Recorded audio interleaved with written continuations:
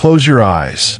You're standing in a dark room in a village so small that Rome never put it on any of their maps. Nazareth, 400 people, limestone walls, a dirt floor, a single clay lamp burning on a ledge. And in the corner of this room, on a sleeping mat, is a girl. She is 16, maybe 17. She has not slept in 3 days. Not because of the cold, not because of the dark, but because 3 days ago, something happened in this room that she cannot prove, cannot explain, and cannot tell a single living soul. And if the wrong person finds out before the right person believes her, she will not live to see the month end. The law of her people is not unclear on this. A betrothed woman found pregnant by another man could be taken to the gate of the city and stoned. She knows this the way she knows her own name. And she said, yes, anyway. For the next 30 minutes, we are walking through the 9 months nobody shows you. The 9 months between the angel leaving and the baby arriving. The 9 months that every Christmas pageant skips because they are too raw, too human, too honest for a 30-minute program with children dressed as shepherds. Once you hear this, you cannot unhear it. If you have ever sat through a Christmas sermon and felt like something was missing, like the story was too clean, too safe, hit subscribe. Because what Mary actually went through before that baby arrived is something the church has almost never said out loud. Most people imagine the Annunciation like a painting. Soft gold light. A kneeling girl, peaceful, reverent. Let me show you what it actually was. Mary was 16, maybe 17. In the Jewish culture of her time, girls were betrothed between 12 and 14. She had barely left the village of her birth. Her hands were still learning the rhythm of the grinding stone, the weight of the water jar. Her body was not yet done becoming a woman. And on an ordinary afternoon in that stone room, the angel came. Luke tells us she was troubled by the greeting. Not awestruck, not serene, deeply disturbed. The Greek word means thrown into confusion, as if the ground beneath you has shifted and you cannot tell which way is up. She asked one question, how can this be? And before the angel had finished answering, she said the words that would define the next 9 months of her life. I am a handmaid of the Lord. Let it be done to me according to your word. The angel left, and she was alone, in the silence of that room. Here is what Mary already knew. Under Deuteronomy chapter 22, a betrothed woman found pregnant by another man could be stoned to death. Betrothal in her world was not a modern engagement. It was a binding legal contract, dissolved only by divorce or death. She already belonged to Joseph in the eyes of the law, the community, and God. And Joseph had not yet had his dream. He did not yet know about the angel. When he found out she was pregnant, Matthew tells us plainly, he decided to quietly divorce her. Think about what those days were like. Joseph knows. He says nothing to her. He is deciding. And she goes to the well every morning and draws the water and comes home and grinds the grain and smiles at the neighbors and says nothing, carrying the most impossible secret in human history in the most dangerous situation a woman of her time could face. Every night she lies down, not knowing if tomorrow is the day the elders come to the door, not knowing if tomorrow is the last morning she is alive. And even the mercy option, Joseph quietly divorcing her, meant the end of everything. In first century Galilee, a woman moved from her father's house to her husband's house. A divorced woman, carrying an unexplained child, in a village where everyone knew her family, would spend the rest of her life on the edge of survival.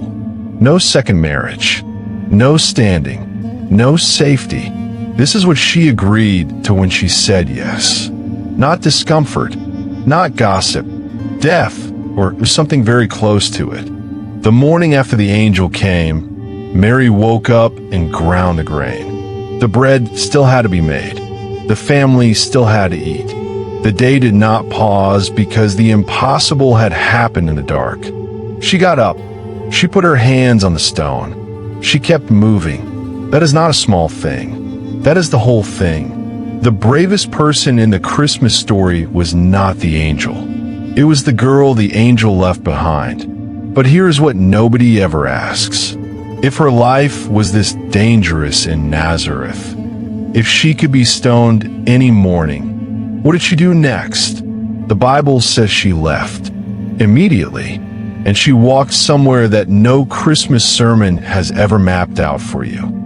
What does a girl do when staying is more dangerous than leaving? Luke chapter 1, verse 39. For words that nobody ever stops on, Mary arose in haste. Not, Mary made arrangements. Not, Mary waited for the right moment.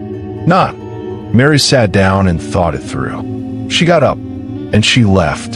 The angel was barely gone, and she was already moving. Now here is what nobody tells you about where she was going. Elizabeth, her cousin, the one the angel had mentioned, the one who was also miraculously pregnant, lived in a village called Ein Karim in the hill country of Judea. Ein Karim was not around the corner. It was 100 miles away. And that road, the road from Nazareth down through the Jordan Valley and up into the Judean hills, climbed over 1,300 feet in elevation. Rocky, dry, the kind of terrain that wears through sandals in 3 days and makes your legs feel like stone by the end of the first week. She walked it newly pregnant, on foot, alone, and the journey took 9 or 10 days. 9 days. Think about that not as geography, but as experience. 9 mornings of waking before the sun to move before the heat came. 9 nights sleeping in caravans on the ground among strangers, her body already beginning to change in ways she could feel but not yet show. 9 days of carrying what she knew and what she feared and what she could not say to a single person walking beside her. And the road itself was not safe. The route from Galilee to Jerusalem was well traveled, which meant it was also well watched. Bandits worked the hill country roads. They knew where the caravans slowed. They knew which travelers were moving alone. She would have attached herself to a group when she could, but she could not always control who noticed a young girl without her husband. She could not always control what happened after dark on a road with no lights and no law. Nobody paints that part of the nativity, but she kept walking. We asked, what does a girl do when staying is more dangerous than leaving? She walks 100 miles, uphill, through dangerous country, newly pregnant, because the only person on earth who might believe her was at the other end of that road. What happens when someone finally believes you? And then, on the 10th day, she arrived. Ein Karim, a small stone village outside Jerusalem. She found the house of Zechariah. She knocked. Elizabeth opened the door, and the moment Mary spoke, just a greeting, just her voice crossing the threshold, Elizabeth's unborn child leaped inside her. Not kicked, leaped. The word Luke uses is the same one used in the Greek translation of the Old Testament when David danced before the Ark of God. Elizabeth grabbed the doorframe and cried out in a voice the whole courtyard could hear. Asterisk, blessed are you among women, and blessed is the child you will carry. Asterisk. And then the sentence that breaks everything open. Why am I so favored that the mother of my Lord should come to me? She didn't ask Mary how. She didn't ask for proof. She already knew. For 9 days, Mary had walked with this secret pressing against the inside of her chest, and no one to put down with. No one to say, "Yes, I believe you." No one to say, "What is happening to you is real." No one to say, "You are not losing your mind." And now, standing in a doorway in the Judean hills, dusty from 10 days of road, a woman old enough to be her mother took one look at her and said, "Asterisk, you believed what God told you, and it is going to come true." She stayed 3 months, not a week, not long enough to catch her breath and turn back around. 3 full months. Through the rest of Elizabeth's pregnancy, most scholars believe through the birth of John the Baptist himself. Think about what those 3 months actually were. She was not in Nazareth, where every neighbor was watching her body for the arithmetic of scandal. She was not near Joseph, whose silence was still unresolved, still heavy with a decision she could not yet see the end of. She was in the home of a woman who had lived her entire life under the weight of something she could not fix.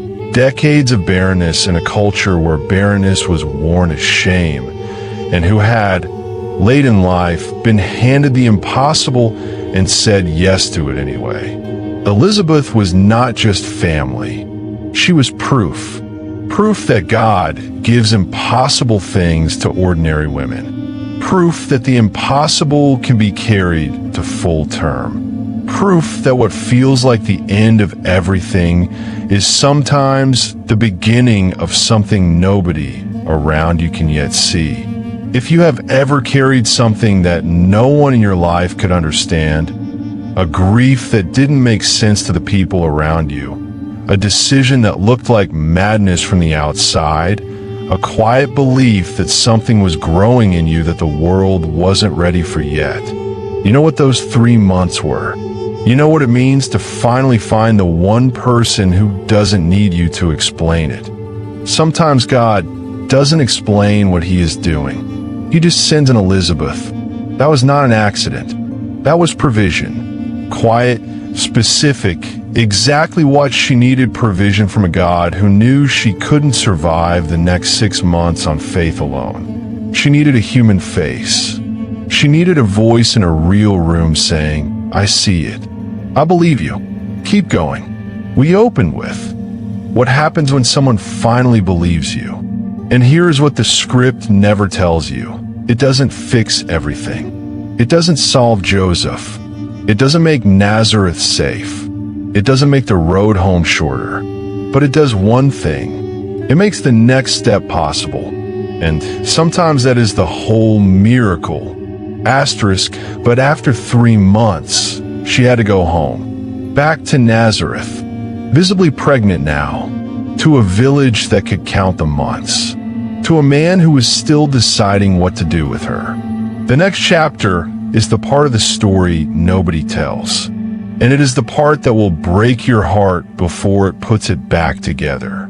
What does it cost a woman to walk back into the life she left?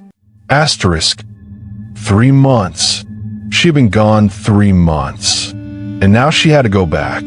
Not to safety. Not to a resolved situation. Not to a village that had forgotten what it saw before she left. Back to Nazareth. Back to the 400 people who had known her since she took her first steps on that dirt floor. Back to the women at the well, the neighbors in the courtyard, the elders who sat at the gate and watched everyone who came and went.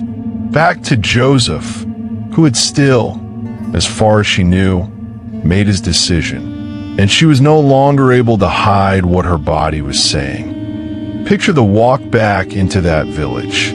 Not the walk in the paintings, triumphant, luminous, chosen. The real walk, dusty from the road, tired in the bones.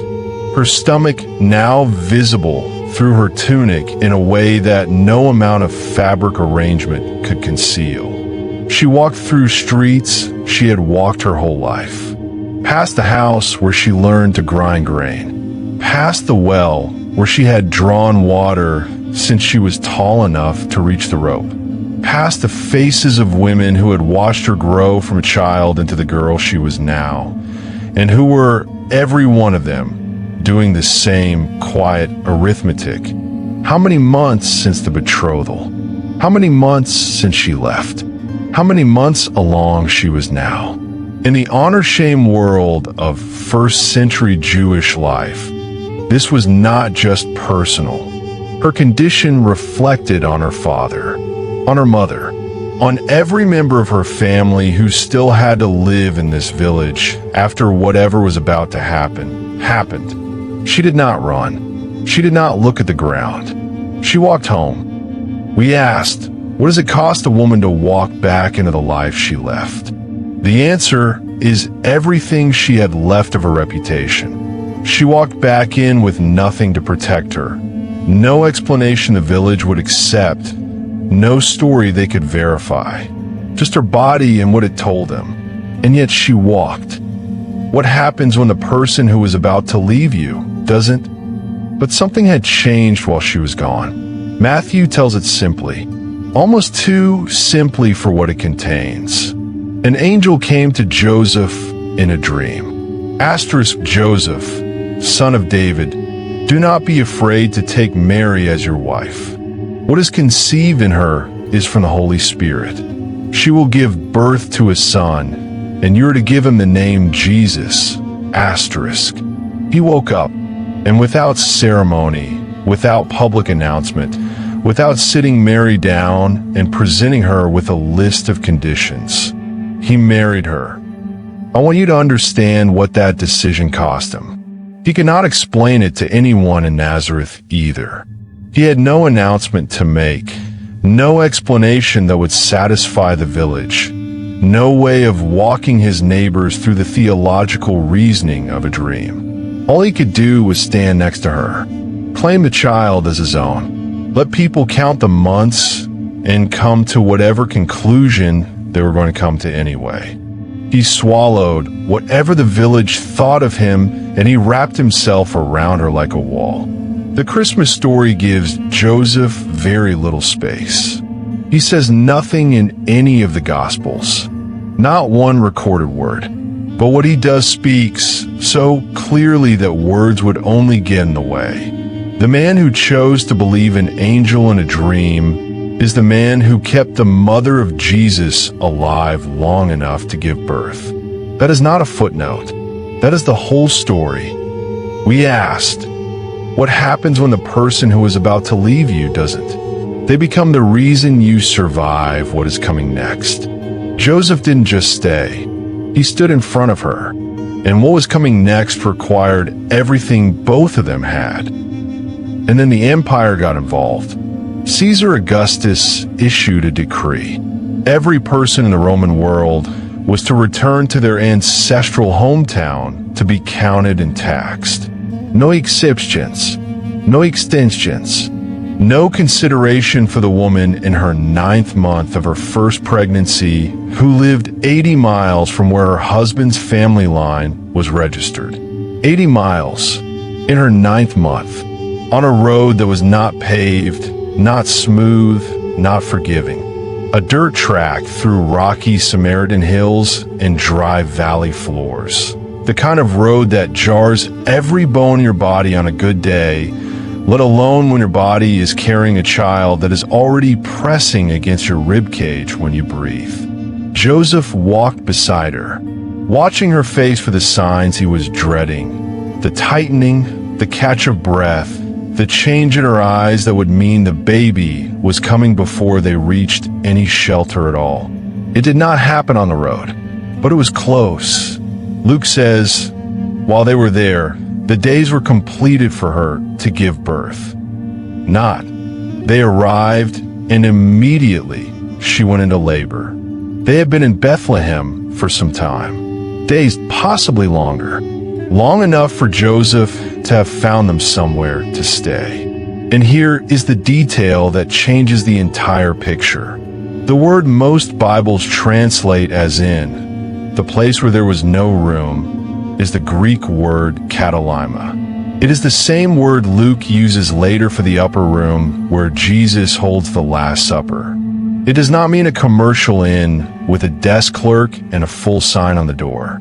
It means a guest room, a room in a family home. Joseph's family was from Bethlehem. He had relatives here. He went to them. But the census had pulled everyone back. The house was crowded, the guest room taken, every corner claimed by family arriving from across the region. There was no private space for a woman in labor, except the one below. In first-century Palestinian homes, the animals were kept in the lower level of the house. Ground floor, stone floor, shared warmth between the animals and the family above. It was not separate from the home. It was the home's foundation. And it was not a wooden barn with clean hay and a star conveniently positioned overhead. It was a cave. Limestone walls, the smell of animals and cold rock, and the particular damp of a space that never fully sees the sun. A feeding trough carved directly into the stone. Justin Martyr, writing just 80 years after the birth, knew which cave it was. The local people of Bethlehem still knew. The Emperor Hadrian, 200 years later, built a pagan shrine on top of the site specifically to discourage the Christians who kept coming to stand there. You do not build a shrine to suppress a story that isn't true. This was the place. A teenage girl from a village of 400 people. Her first child. A limestone cave. No mother beside her. No sisters. No women she had known her whole life to hold her hands through the worst of it. Joseph in the dark. And whatever faith had carried her from a stone room in Nazareth to this stone floor in Bethlehem. Every nativity scene you have ever seen is clean and golden and still. The real scene smelled like animals. The real floor was cold. The real girl was not serene. She was exhausted, far from home, in the last hours of a 9-month ordeal that had nearly killed her 3 times over before she ever went into labor. The peace of Christmas was not given to her. She built it, out of the hardest 9 months any woman has ever lived. We asked, how much can one woman's body be asked to carry? A secret that could have gotten her stoned. 100 miles to Elizabeth, 100 miles back, 80 miles at her 9th month, and then a cave floor in the dark. The answer is more than any painting has ever shown you. And she carried all of it. Asterisk, but here is the question nobody asks. Was she alone when that baby finally came? Did she labor through the night in that cave with no one but Joseph? Because there is an ancient document written just 145 years after this night, that says no, that says someone else was in that cave. And what that person witnessed when she walked out of it will change how you picture this moment forever. Stay with me. Asterisk. What does it actually take to survive the night you were made for? Close your eyes one more time. Bethlehem is loud tonight. The census has pulled people from every corner of the region back to their ancestral towns, and the streets are thick with the noise of it. Fires burning, traders arguing, soldiers patrolling with the particular boredom of men enforcing an empire that doesn't care about any one person's story. But inside a limestone cave on the edge of the village, the noise of the city is just a murmur through cold rock walls. In here, there's only one sound, the sound of a woman breathing through pain. Here is what nobody says about this night. It was not safe. A first labor in the ancient world was the most dangerous thing a young woman could face. Not uncomfortable, not difficult, dangerous. Maternal mortality ran at roughly 30% in first-century Galilee. 1 in 3 women who gave birth faced the real possibility of not surviving it. And a first labor, for a woman who had never done this before, lasted anywhere from 12 to 36 hours. 12 to 36 hours, on a stone floor, in a cave, far from her mother, far from her sisters, far from every woman she had ever known who had been through this before and could tell her, with the authority of their own bodies, that she was going to be all right. She had no medication, no doctor, no way of knowing in the long hours of the night whether what she was feeling was normal or whether something was going wrong. She had Joseph, and she had what she had always had, the same thing that got her out of that dark room in Nazareth 9 months ago and kept her moving every day since. She had the willingness to go through the pain anyway. We asked, what does it take to survive the night you were made for? Not serenity, not a painting's worth of soft light and folded hands. It takes the same thing it took at the beginning. The decision to keep going when everything in your body is telling you it is too much. She had made that decision before. She made it again. Asterisk. Who else was in that cave? And what did they see that changed them forever? Asterisk. But she was not alone. There is a document written in the year 145 AD, just 145 years after this night, called the Proto-Evangelium of James. It is one of the oldest texts about Mary that exists outside the Gospels themselves. And it contains a detail so specific, so human, that it has stayed in the historical record for 2,000 years. It says that Joseph left the cave and went into the streets of Bethlehem to find a midwife, a Hebrew midwife. Picture him in those dark streets, a man moving through a crowded census city, stopping strangers, asking for help for a woman in labor in a cave off the main road. A woman he couldn't fully explain, a child he couldn't fully describe. Just please, cool me. And a woman came. She walked into that cave a stranger. She walked out of it forever changed. The document records what she said to the woman she met outside. And these are words that have survived nearly 2,000 years because the person who first heard them could not forget them. Asterisk, my soul has been magnified this day, because my eyes have seen strange things, because salvation has been brought forth to Israel. Asterisk. She was a midwife. She had seen births before, difficult ones, dangerous ones, ordinary ones. She had never seen anything like this. And what is remarkable, what the document does not say but implies in every line, is that she was not changed by a supernatural spectacle. She was changed by watching a teenage girl endure the longest night of her life with a quality of stillness that she had no category for. Not serenity, not performance, not a girl pretending the pain was not real.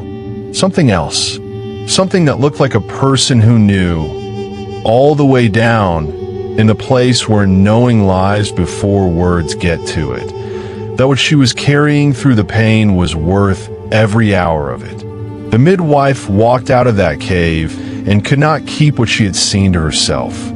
That is always what happens when you witness something true. And then, at some point in the dark of that long night, a baby cried, and Mary reached out her hands and held him. We asked, who else was in that cave and what did they see? A stranger who became a witness. A midwife who walked in to do her job and walked out with something she couldn't explain. Because what was in that cave was not a miracle that bypassed the human. It was a miracle that moved through it, through the pain and the cold and the stone floor and the 36 hours and the teenage girl who refused to stop. That is what the midwife saw. That is what changed her. What does it mean that we only know this story because she survived to tell it? She wrapped him in strips of linen cloth, for fingers wide, the way Jewish mothers had wrapped their newborns for 1,000 years.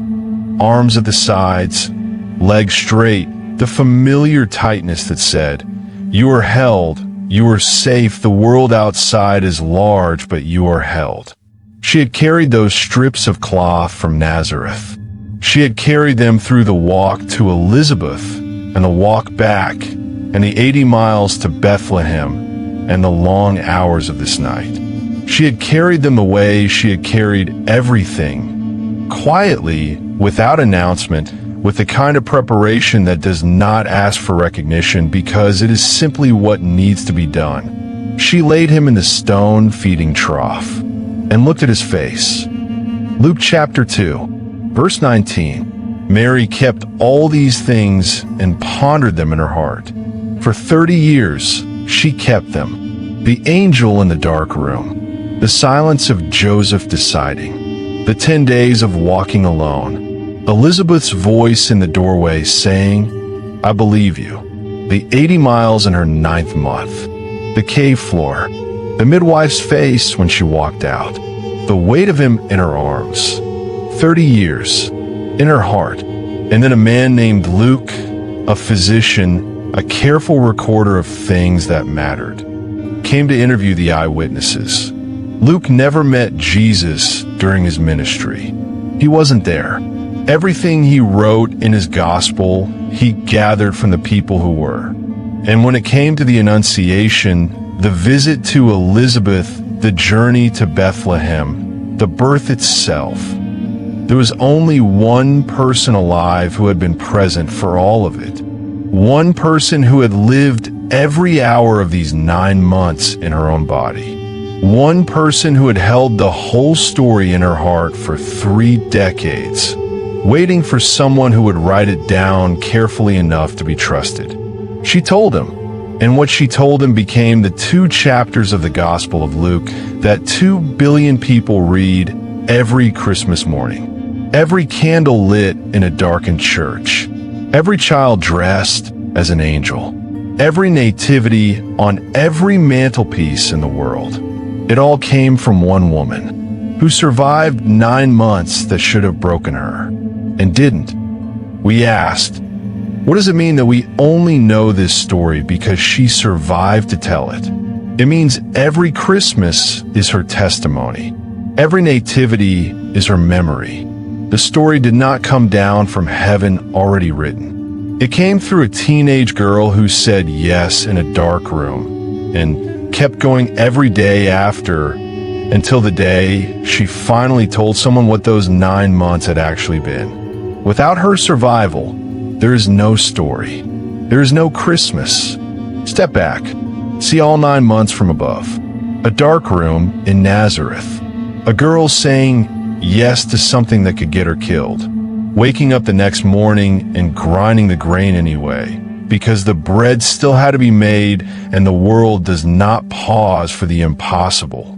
10 days on a dangerous road, newly pregnant, carrying a secret she could not tell a single person on that road. Adorve in ein Kaum, a woman who believed her. 3 months of learning what it looks like when God gives the impossible to ordinary women and they carry it to full term. The walk back into Nazareth, visibly pregnant, the eyes counting, the arithmetic of a village with a long memory. A man who had a dream and chose to stay. 80 miles in her 9th month because an empire said she had to. A limestone cave, a stone floor, a midwife who walked in a stranger and left a witness. And him, finally him. There was no announcement in Nazareth, no ceremony, no monument to what she had endured. The village that had watched her walk back pregnant never fully knew what they had been watching. Just a girl who kept going when everything around her said stop. If you are in the middle of your own 9 months right now, if you're carrying something that no one around you can see or understand or verify, you're not as far from Mary as the painting suggests. She was not luminous and untouchable. She was tired. She was scared.